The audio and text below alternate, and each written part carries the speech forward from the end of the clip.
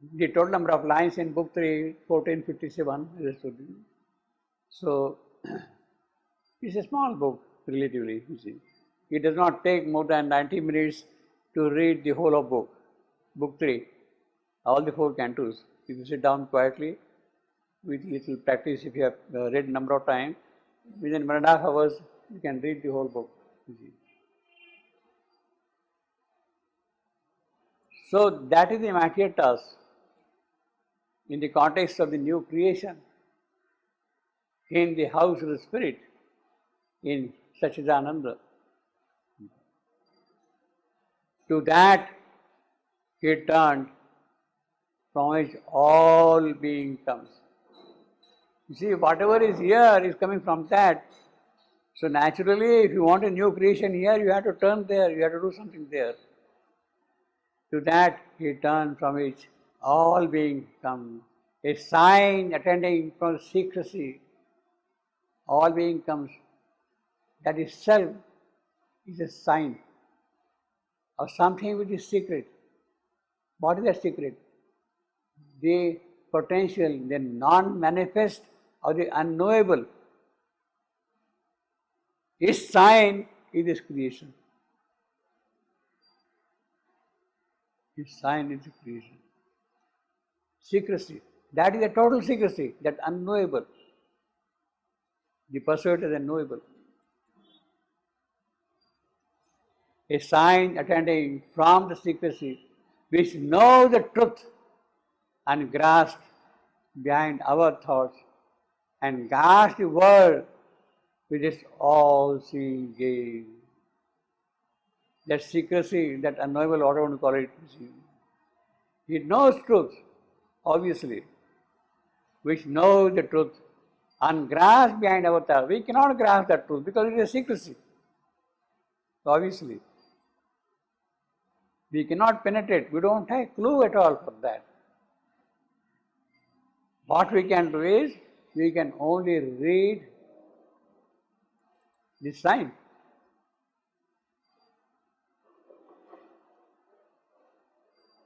This creation, whatever you want to call it, that is only a sign, indication, pointer, and guards the world with its all-seeing gaze. In the unapproachable stillness of his soul, unapproachable stillness of his soul. He's so quiet, so quiet, so quiet. Nothing can be approached.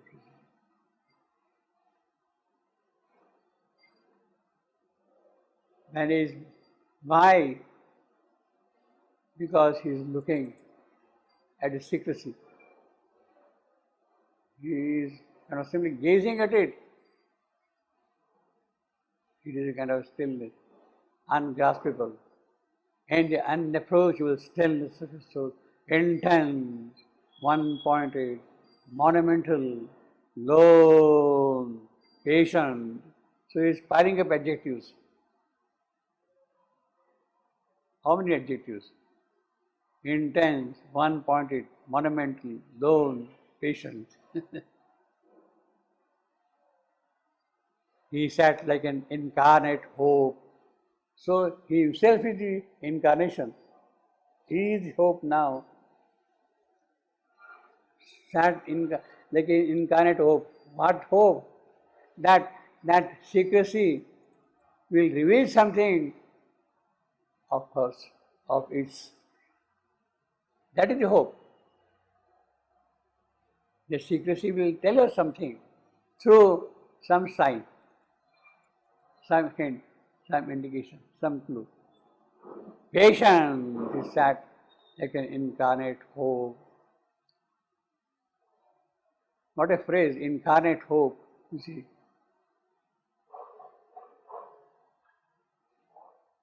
Motionless on a pedestal of prayer. Like a statue standing there of prayer. His prayer, he is so calm in his intensity of prayer that there is absolutely no movement at all. That prayer is again for the secrecy to reveal something of hers. Patient is that like an incarnate hope, motionless on a pedestal of prayer. What a line, what poetry also. Motionless on a pedestal of prayer.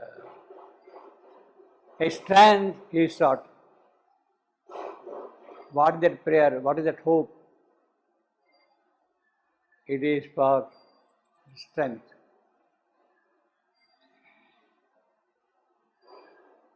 He sought that are not yet on earth. Help from a power too great for mortal will. The light of a truth now only seen for. That is what he is seeking. He is seeking strength. He is seeking power. He is seeking light of a truth that only we see far away. A sanction from the omnipotent soul. That is what he seeking. He wants a sanction. Sanction. Now you see, he is not only seeking, but he is looking for. He is not only seeking. He is also looking for sanction. Sanction for what? Strength he is seeking. That is his prayer. That is his hope. He is seeking the sanction that that hope be fulfilled, that prayer be granted. That is the sanction he is seeking. The light of a truth now only seen for a strength from his high omnipotent source.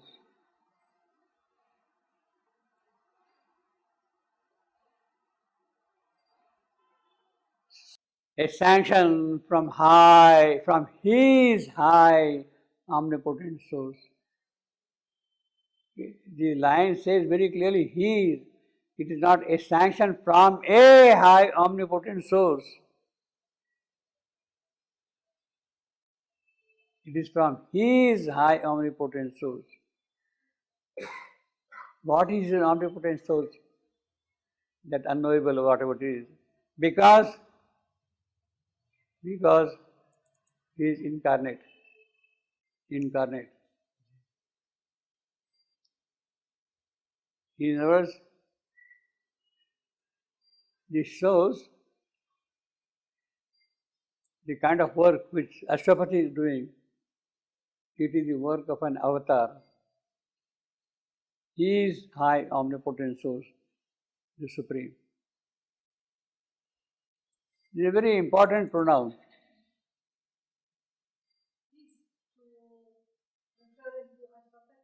Yes, it is very important. You see, it makes a lot of difference. A sanction from a high omnipotent source is seeking.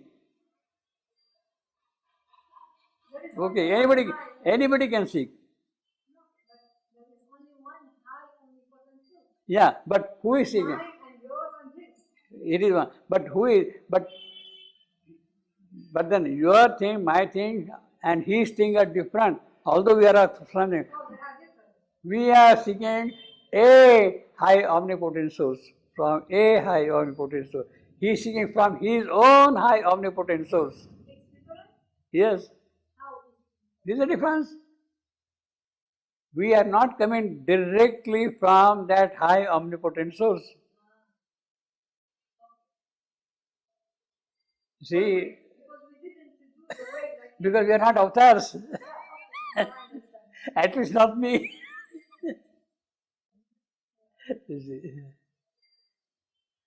That is why, it makes a distinction clearly. One of the most remarkable statements.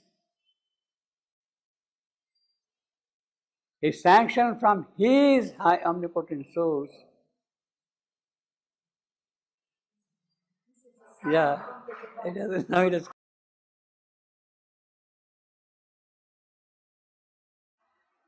See, why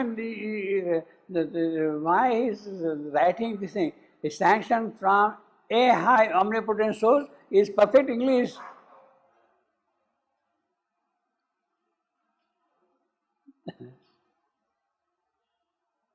But by putting his, it gives you a different occult content to the whole line. The occult content is different. His avatarhood is asserted.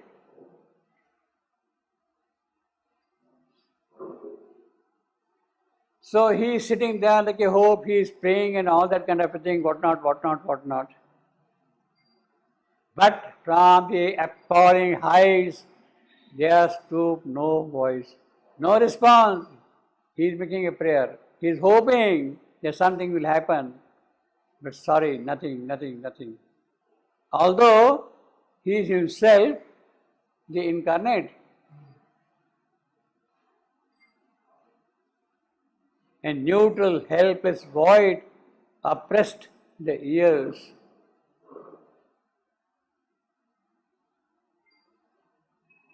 Blank, total blank.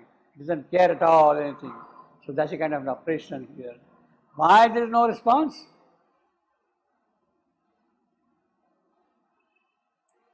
No voice is coming down? Well, of course he is going to explain, but let me tell you in advance. Because he is the incarnate.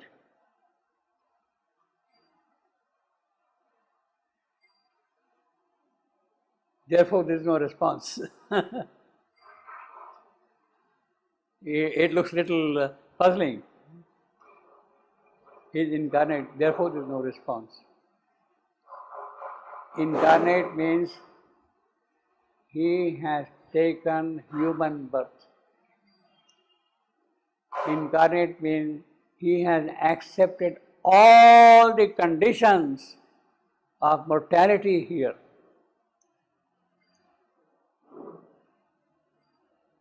He is born in inconscience. There are elements, there are grades, there are bits, so to say, still in him, possibly, of the inconscience. After all, I have taken a physical birth here. I am born from this lower nature, from the inconscient nature. So some kind of a stuff is still there in me, so to say.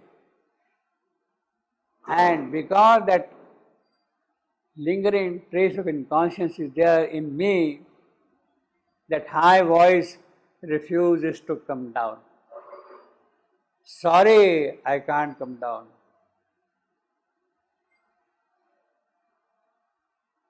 That high voice refuses to come down. Because he is incarnate. Although he comes from a high source, his own source.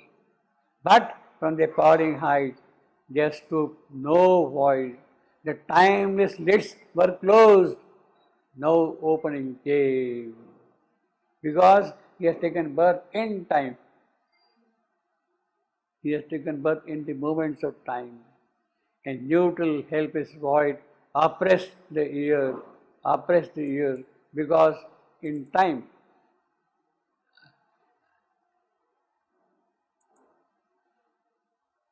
in the texture of our bound humanity, that is what he has got. The texture of humanity is still there in him. He has taken that human birth. In the texture of our bound humanity, he felt the stark resistance, huge and dumb, of our inconscient and unseeing base, the stubborn, mute rejection in lives of death, the ignorant know in the origin of things, the ignorant know in the origin of things. The whole thing has come up from inconscience, and therefore there is that no there. You know that. Because he has taken birth in bound humanity, that lingering trace of no is somewhere there in him. And therefore, there is no response. the person who is going to respond is smart enough to see that this fellow still doesn't have the absolute nakedness of pure existence. The ignorant know in the origin of things, it is still lingering. See, this is the only way by which that ignorant no can be answered. The incarnate has to accept everything of this ignorance. Otherwise, how is he going to tackle that? How are you going to tackle that? The ignorant knows in the origin of things.